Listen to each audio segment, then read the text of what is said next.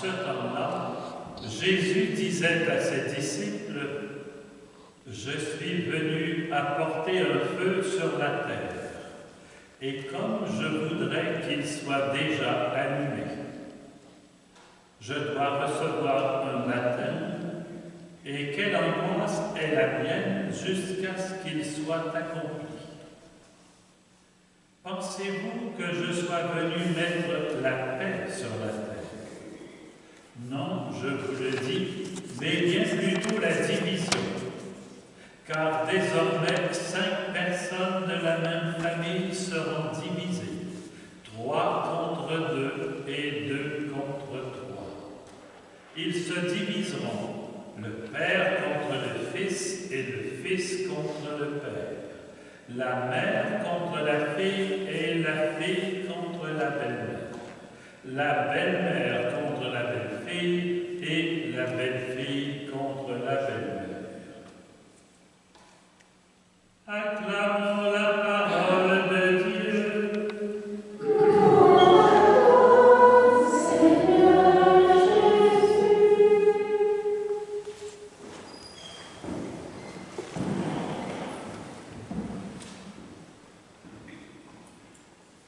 Frères et sœurs, on peut dire qu'au premier abord, les lectures de la parole de Dieu de ce dimanche sont déroutantes, surtout quand on termine l'évangile, la lecture de l'évangile, dans une chicane de famille où chacun tire la couverture de son bord. Mais c'est probablement une raison suffisante pour creuser un peu. Parce que quand nous lisons la parole de Dieu trop rapidement, nous risquons de la mal interpréter. Et pour les comprendre aujourd'hui, ces textes de la parole de Dieu, il faut se rappeler qu'elle nous renvoie à des périodes de persécution. On commence avec le pauvre Jérémie, tout prophète qu'il est. Il a beaucoup souffert de la haine de ses adversaires, même dans son village natal, alors qu'il ne faisait qu'annoncer la parole de Dieu qui en soi est une bonne nouvelle. Or, on l'a accusé de démoraliser le peuple. Pourtant, Jérémie parlait de la part de Dieu. Et il va ajouter ailleurs qu'en lui, la parole était comme un feu que rien ne pouvait arrêter. On a donc cherché à le faire mourir, parce que la parole de Dieu que le prophète Jérémie faisait entendre dérangeait suffisamment les chefs de l'armée qu'ils ont cherché à le liquider.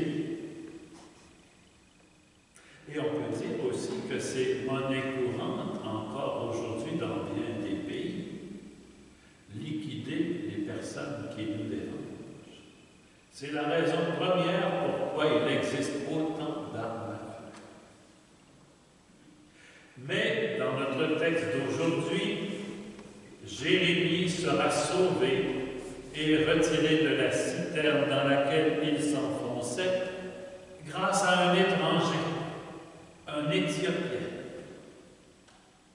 Pourtant, il y aurait eu bien des gens de sa parenté, de sa nationalité, disons, de ses connaissances, qui auraient pu lui éviter cet acte de torture. Aujourd'hui, dans la plupart des pays, il y a des lois qui empêchent la torture. C'est la preuve que la torture existe. Il y a des organismes de dénonciation comme Amnesty International et d'autres semblables qui vont dire mais dans tel pays, c'est là où il y a le plus de torture, puis dans d'autres un petit peu moins, puis dans d'autres encore, et finalement tout le monde y passe. Quand on est rendu à torturer les autres, j'imagine qu'on est loin de Dieu. Et souvenons-nous aussi que le Christ a subi la moquerie, la flagellation de la part des soldats romains. En fait, il a subi la torture.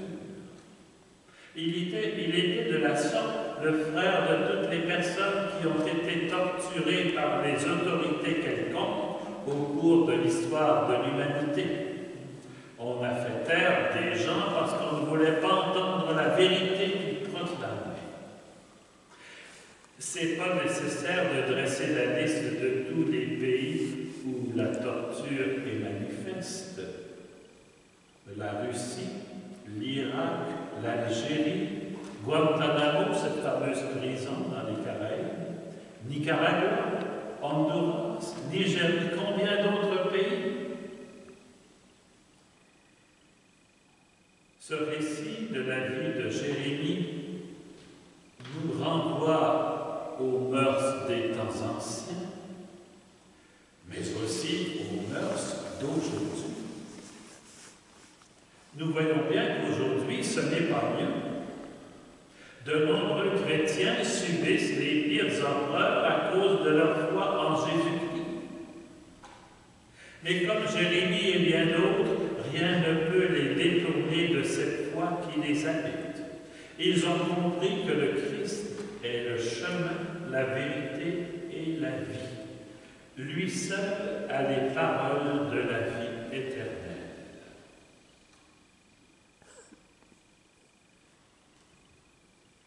La lettre aux Hébreux, qu'on dit de saint Paul, a été adressée, elle aussi, à des croyants persécutés. En cette lettre, leur montre les grands témoins de la foi qu'on trouve tout au long de l'Ancien Testament. Et nous, aujourd'hui, nous sommes portés dans la vie de foi par la foi immense des croyants d'hier et d'aujourd'hui. Les croyants d'hier et d'aujourd'hui, et parfois les martyrs d'hier et d'aujourd'hui. L'auteur de la lettre nous dit qu'il y a une foule immense de témoins qui nous entourent. Et le plus important pour nous, chrétiens, c'est de fixer notre regard sur Jésus qui est à l'origine et au terme de notre foi. Il est toujours présent, celui qui a dit « Et moi, je suis avec vous tous les jours jusqu'à la fin du monde. » Jésus nous précède sur le chemin que nous suivons. Avec lui, nous pouvons être assurés de parvenir au but. Parce que par son obéissance, par sa mort sur la croix, Jésus nous a obtenu la victoire sur toutes les forces du mal. Grâce à Jésus, aujourd'hui, on peut parler du triomphe de l'amour. Et cette bonne nouvelle, c'est désormais le message d'espérance que les chrétiens persécutés de tous les temps nous annoncent. Encore une fois, c'est l'amour qui triomphe. Le mal, lui, ne mène à rien, sinon à une destruction occasionnelle. Dans l'évangile qu'on a lu aujourd'hui, saint Luc nous parle du feu que Jésus est venu apporter sur la terre. Ce message de Jésus nous révèle qu'il n'apporte pas toujours la paix. Il semble créer la division entre les personnes. Mais il ne s'agit pas d'un feu destructeur. C'est le feu de l'amour qui a du mal à prendre sur terre. Ce feu, c'est celui de l'amour passionné qui est en Dieu.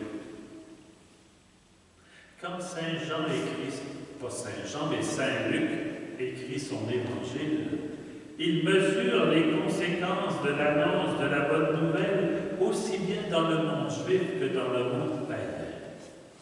Parce que depuis le feu de la Pentecôte, cette annonce est comme une flamme qui se répand à toute vitesse. Les conversions se multiplient. Et dans le monde juif, elle paraît détruire l'édifice religieux et provoquer de la colère contre les chrétiens, d'où les premières persécutions.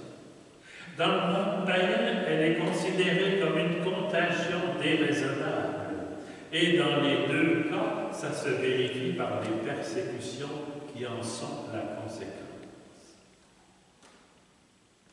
Cependant, l'incendie allumé par le feu de la Pentecôte est tel que ceux qui deviennent disciples du Christ sont parfois même rejetés par des membres de leur famille.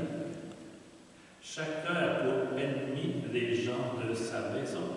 Et combien de convertis ont dû quitter leur famille ou s'en éloigner parce qu'on était contre leur conversion. C'est toujours vrai aujourd'hui. Des gens qui se convertissent au Christ sont obligés de fuir loin de chez eux. Ça veut donc dire que quand Jésus parle de la division dans les familles, il parle d'expérience, de ce qui existait déjà. D'ailleurs, lui-même a été rejeté par ses amis d'enfance à Nazareth. D'où lui vient cette sagesse? Vite qu'on le précipite dans un trou profond au bord d'un précipice. Si vous relisez l'Évangile, essayez de noter combien de fois on a cherché à le faire mourir. On y est parvenu, on s'y est pris à plusieurs. L'annonce du royaume de Dieu peut nous entraîner à des déchirures douloureuses. Le feu allumé par Jésus conduit ses disciples à des choix radicaux. D'ailleurs, ils vont tous mourir martyrs. Je parle des apôtres. Cependant, frères et sœurs bien-aimés, si notre foi se limite à la participation à la messe du dimanche de temps en temps, nous ne prenons pas de gros risques. Il y aura peut-être des moqueries dans certains milieux de travail ou de loisirs, parfois aussi dans les familles. Mais c'est rien à côté de nombreux pays où ceux qui se convertissent à l'évangile du Christ sont poursuivis, emprisonnés et même mis à mort. Nous en avons tous les jours de très nombreux témoignages.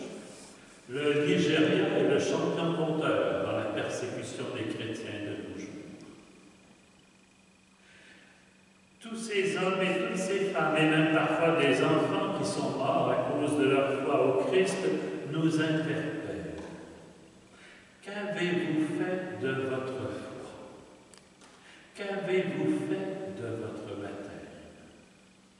Pourquoi restez-vous installés dans la passivité et la facilité?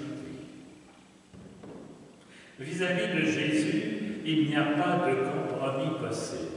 Ou bien on se tourne vers lui et on s'efforce de le suivre, ou bien on regarde vers soi-même, vers son seul profit, et alors le feu s'éteint.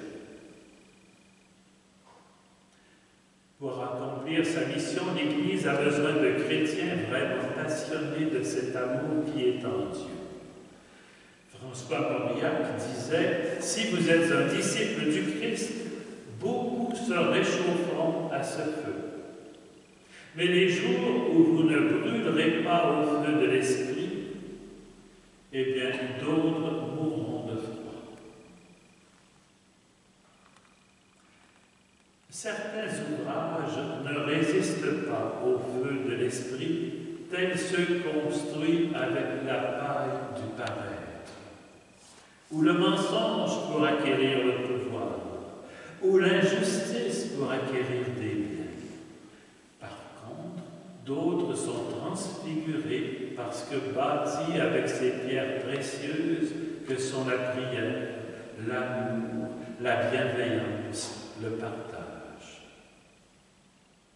Mais le feu de l'Esprit est aussi le feu qui illumine, qui éveille le désir, qui rend le cœur brûlant à l'écoute de la parole de Dieu et qui permet de la mettre en pratique dans l'amour de Dieu et du prochain. Alors oui, frères et sœurs, laissons ici-bas nos cœurs s'embraser de cet amour qui est en Dieu pour que nous puissions le communiquer à tous ceux et celles qui nous entourent.